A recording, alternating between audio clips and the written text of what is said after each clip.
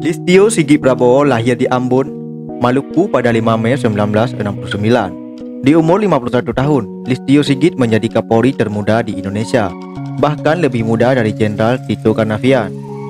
Listio Sigit Prabowo sebelumnya menjabat sebagai Kepala Badan Reserse Kriminal Polri sejak tanggal 6 Desember 2019. Listio adalah lulusan Akademi Kepolisian tahun 1991. Ia lulusan S2 di Universitas Indonesia. Listio membuat tesis tentang penanganan konflik etnis di Kalijodo. Listio pernah beberapa kali menduduki jabatan di daerah Jawa Tengah. Tercatat Listio pernah menjadi Kapolres Pati. Setelah itu dia menduduki posisi Wakapol Tabes Semarang dan pernah menjadi Kapolres Solo. Pada tahun 2012, Listio dipindah tugaskan ke Jakarta untuk menjabat sebagai Asubdit 2 di Dipdum Bareskrim Polri. Sejak bulan Mei 2013, dirinya bertugas di Direktur Reserse Kriminal Umum Polda Sulawesi Tenggara. Listio tercatat pernah menduduki sejumlah jabatan penting. Dia adalah ajudan Presiden RI Joko Widodo.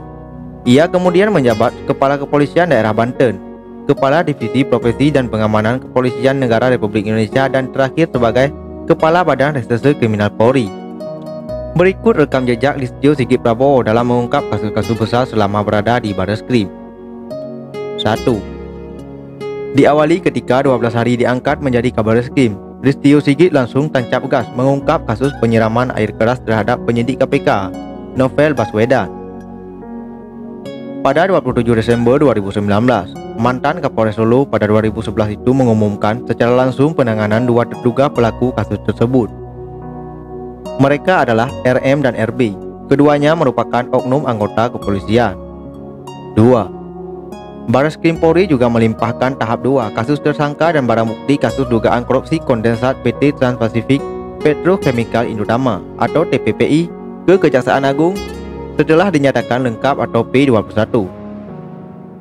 Diketahui kasus ini sudah bergulir sejak 2015 lalu dan mangkrak lama lantaran adanya kendala non-teknis.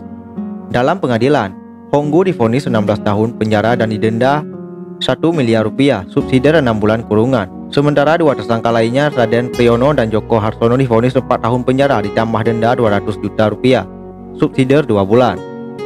3. Bareskrim juga melakukan penangkapan buronan terpidana kasus hak tagih Bank Bali, Joko Chandra pada 30 Juli 2020. Dalam kasus ini, Komjen Listio memimpin langsung tim ke Malaysia guna menangkap Joko Chandra atas perintah Kapolri Jenderal Idham Aziz. 4. Sebelum menangkap Joko Chandra, jajaran Bareskrim Polri bersama Kemenkumham juga menangkap Maria Pauline Lumowa yang telah menjadi buronan selama 17 tahun dalam kasus pembobolan bank senilai 1,7 triliun rupiah. 5. Bareskrim Polri sedang menangani kasus dugaan penyerangan Laskar FPI kepada aparat kepolisian di Tol Jakarta Cikampek. Penyidikan dilakukan dengan merangkul seluruh pihak seperti Komnas HAM dan lembaga independen lainnya. 6. Bareskrim juga mengusut kasus dugaan pelanggaran kekarantinaan kesehatan yang menyeret Rizik Syihab, mulai dari Petamburan, Jakarta Pusat, kerumunan di Mangga-Bendung, dan Rumah Sakit Umi Bogor diambil alih oleh Bareskrim. 7. Bareskrim juga melakukan pengusutan dugaan pelanggaran protokol kesehatan dalam kerumunan di acara Haul Syekh Abdul Qadir Jailani yang digelar di Pondok Pesantren Al-Istiqlaliyah, Kampung Cilongo, Kabupaten Tangerang pada 29 November lalu. Kini perkaranya masih dalam proses penyelidikan. 8. Kasus besar lainnya yang ditangani Sigit dan jajarannya adalah kebakaran gedung Kejaksaan Agung. Penyidik Bareskrim telah menetapkan 11 orang sebagai tersangka. Komjen Polisi Listio Sigit punya 3 anak. Profesinya jauh berbeda. Anak laki-laki yang sulung sudah mandiri dan menikah serta berprofesi sebagai seorang dokter. Namanya Cornelius Krishna Satya Patria Wardana yang menikah 2018. Krishna melamar Rana Talitasani, anak dari bapak almarhum Robi Subiakto. Darini Subiakto dalam acara lamaran yang disaksikan oleh seluruh anggota keluarga dari keluarga kedua belah pihak. Nama Cornelius Krishna Satya Patria Wardana terdaftar di database ID Jakarta.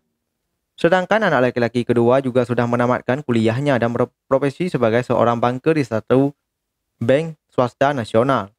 Dan anak yang paling bungsu adalah satu-satunya anak perempuan yang sekarang ini masih menempuh jenjang pendidikan akhir atau berkuliah. Komjen Listio Sigit Prabowo adalah bapak yang perhatian dengan keluarganya.